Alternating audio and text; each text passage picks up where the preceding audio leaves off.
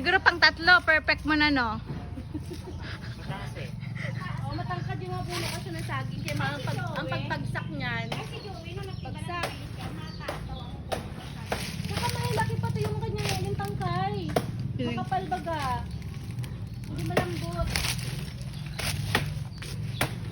Saging. Ito ba? Malaki pati ang kanyang yung bunga, no? Oo, kasi malinis.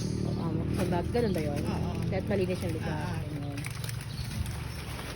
Malaki ang bubig niya, no? Oo. Mahal kanya eh. Sabi niyan, ganyan.